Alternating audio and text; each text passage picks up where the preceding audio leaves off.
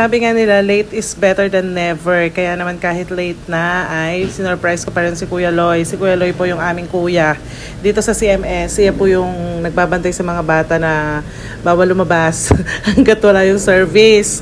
Thank you Kuya Loy, and belated happy birthday. Para sa iyo ang treat na ito. Hanggat nandyan si Kuya Loy, safe ang ating mga anak sa CMS. Birthday Kuya Loy!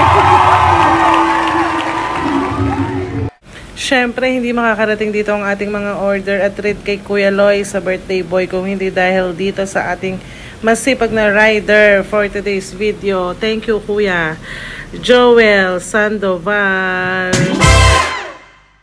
At dahil birthday nga ni Ate Nancy kahapon, nagpa-deliver din po ako sa kanya ng cake sa kanyang office.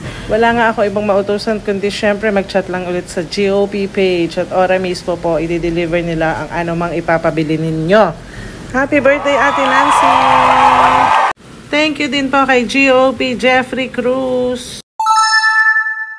Another late upload po mga beshi. Hindi pwedeng hindi ko to i-upload dahil si Kuya ay nag-request sa akin dahil hindi pa siya na-feature daw sa vlog ko.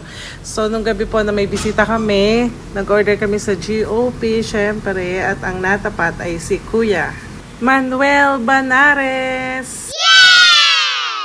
Naalala ko tong si Kuya, medyo late na to eh. Parang last order na to nung nag-text ako sa GOP. Kasi may cut-off sila doon hanggang 9 PM lang yata, parang ganun.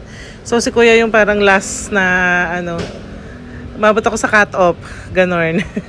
Ang dami kong pinahanap sa kanya na bibilin. Natapat kasi na sa amin si Jay noon. Ang dami niyang pinapahanap na flavor ng vape. So lahat ng vape shop na puntahan niya, wala talaga. Kasi nga 7 PM pa lang yata sarado na yung mga vape shop. So sabi ko kay Kuya, mga past 8:30 na nang tara nakako at wala tayong magagawa, walay talaga. Kaya mga beshi, inuulit ko po, kung meron kayong papabili or nagugutom kayo, gusto nyong food, ayaw nyo lumabas, chat lang kayo sa GOP page. Yan lang po for today's video. Thank you Lord sa lahat ng blessings. Bye-bye!